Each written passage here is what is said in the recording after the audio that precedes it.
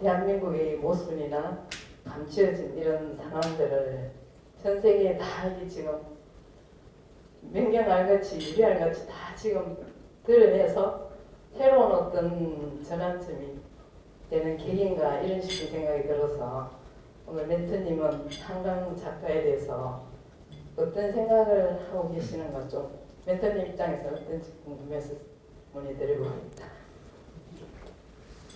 한강이 저기 뭐야 저 한강이 아니고 그 노벨 문학상 받은 거 맞죠, 그죠? 네. 네. 나는 그분이 젊은 분인 줄 알았는데 아까 뭐 나이가 좀 54살, 주천명이네, 그죠?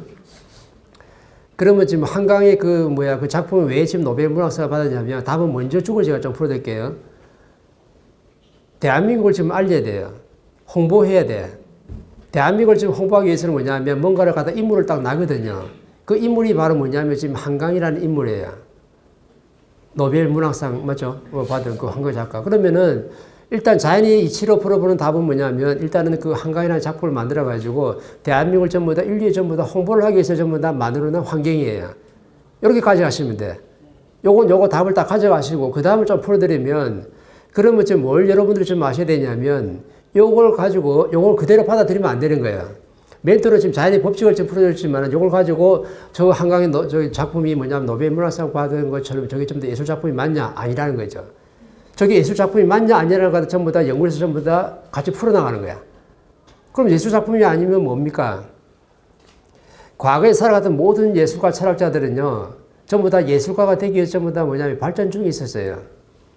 철학자도 뭐냐면 괴테도 마찬가지고 루스도 마찬가지고 전부 다 철학자들이 전부 다 철학자가 되기 위해 전부 다 진화 중에 있었던 거지 철학자가 된 사람은 한 사람도 없어요. 요말 하면 저 국제사회에서는 발끈할지 모르겠지만은 이때까지 성장기 때까지 전부 다 뭐하냐면 수천 년 동안에 철학자, 예술가 엄청나게 지금 많이 나왔다는데 철학자, 예술가는 아직까지 인류에 나온 적이 없어요. 왜? 완전한 지식을 갖춘 사람이 없어. 이분들은 뭐냐면 그때 모자란 지식을 가지고 전부 다 내가 도화지에 그림 하나 그려놨는데 도화지에 그림을 딱 그려낸 거예요. 도화지에. 그러면 이 도화지에 그림을 그려낸 게 진짜 예술 작품이 되려면 이 도화지에 뭐가 숨어 있어야 되냐면 철학이 있어야 돼요. 철학. 그러면 이게 예술 작품이 되려면 이 예술 작품이 뭐가 좀 딱 같이 보태줘야 되는 거예요? 철학이 보태줘야 되는 거예요. 철학은 바로 뭐냐면 완전한 지식이거든요. 완전한 지식이 바로 뭐냐? 진리라는 말이거든. 근데 이때까지 완전한 지식이 나온 적이 있었냐? 완전한 지식이 나온 적이 없어요. 후천시대 이제 멘토가 지금 보물 좀 설하고 이제 완전한 지식이 지금 나오고 있는데 이 완전한 지식을 안 갖춘 사람이 내가 도화지에 그림을 그리는 데서 이게 예술 작품이 되느냐? 그건 예술 작품이 아니에요.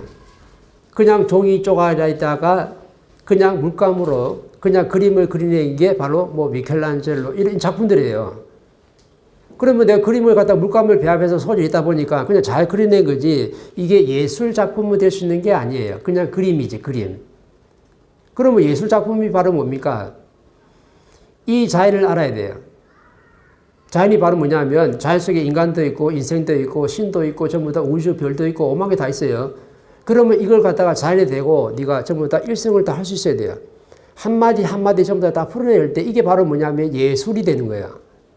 그 한마디가 바로 뭐냐면 네가 인생을 아냐. 인생이 얼마나 거룩하고 소중한 걸 네가 알고 있느냐. 그걸 알고 이 도화지에 놓게 되면요. 이게 예술 작품이 되는 거예요. 네가 한 인간의 인생을 살아가는데 인간이 네가 무엇인지를 네가 알고 있느냐. 인간이 얼마나 소중하고 거룩한 존재를 네가 알고 있느냐. 인간의 만물의 영장이라는데 뭐가 지금 만물의 영장인지 네가 지금 알고 있느냐. 신이 있다는데 신이 과연 무엇일까?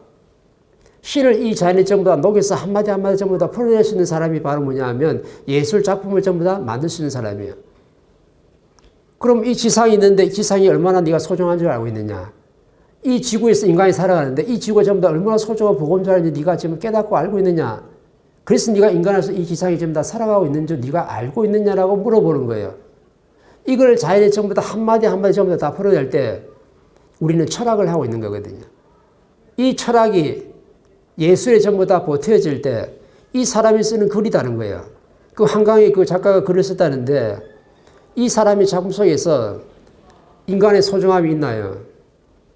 이 지구의 거룩함이 있나요? 이 인생을 살아가는데 인생이 전부 다 얼마나 따뜻하고 소중한 인생을 살아가는지 그게 그 작품에 녹아나고 있나요? 만약에 그게 지금 다 그 한강의 작품에 녹아내렸다면 너는 전부 다 진짜 예술 작품이 맞고 예술가가 맞고 철학자가 맞는 거예요. 근데 그 작품을 보면은 전부 다 어떤 거냐면 인생은 덧없는 거야. 인생은 굉장히 살기 힘든 거고 인생은 전부 다 살아가는데 엄청난 험난한 여정이고 아픔을 겪어야 되고 모순이 이렇게 많은 게 전부 다 인생이다. 아, 인생은 덧없다. 라는 게 그 작품 속에 녹아내 있다면 이건 아름다운 게 아니죠. 이건 아름다운 게 아니기 때문에 예술 작품이라고 할 수 있는 게 아니에요. 예술 작품은요, 엄청나게 내가 살아가는 게 전부 다 아름답고 이 세상의 모든 걸 전부 다 소중한 걸 전부 다 스스로 다 알고 있어야 되고 그걸 알아야지만이 네가 예술을 표현할 수 있는 거예요. 그러면 과거의 최고의 예술가 그 자코메티 그 쇠 조각을 깎았어요.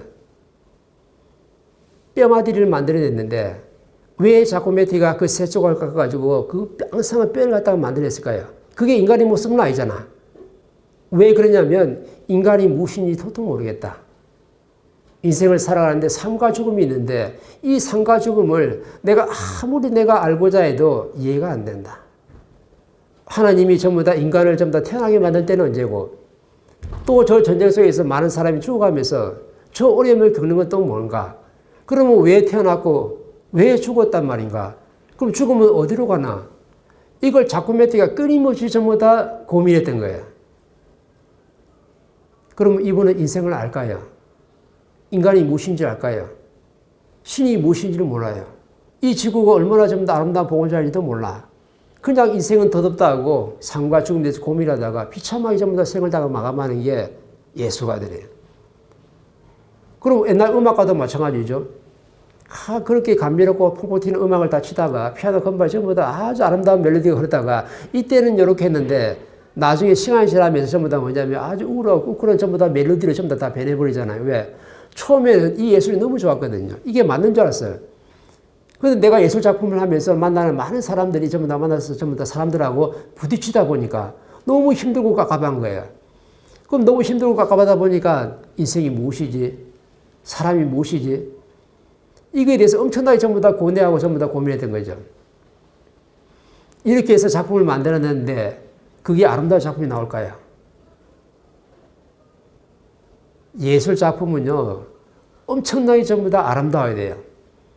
소중한 것들이 다 담겨져 있어야 되는데 그런 것들이 전부 다 하나도 없고 내가 인간이 무엇이고 인생이 무엇인지 몰라서 전부 다 몸부림치며 전부 다 살다간 사람들은요, 그 아름다움이 그게 묻어나지가 않아요. 한마디로 전부 다 인생은 덧없다. 요것만 지금 녹아내는 거야. 근데 지금 멘토 인생 교육을 받은 사람들은요, 이 자연을 좀 알아요.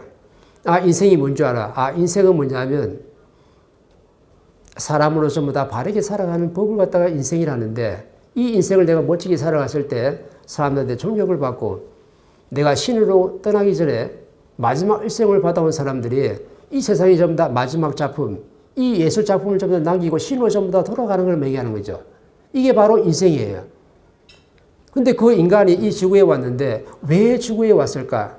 그럼 인간의 저 동물 육신이 전부 다 인간일까? 그 안에 전부 다 영혼신이 있는데 영혼신이 뭘까? 신이 대우주에 있을 때 전부 다 에너지를 했는데 그 에너지가 뭘까? 그럼 하나님이 뭔지도 알고 내 자신이 누군지도 알고 내 자신이 누군지를 깨달았기 때문에 내 자신이 신인 걸 아는 사람들은요, 이 작품을 만들 때, 글을 쓸 때 그게 묻어나는 게 분명히 다르는 거죠. 이때 뭐가 나오냐? 철학이 나오는 거예요.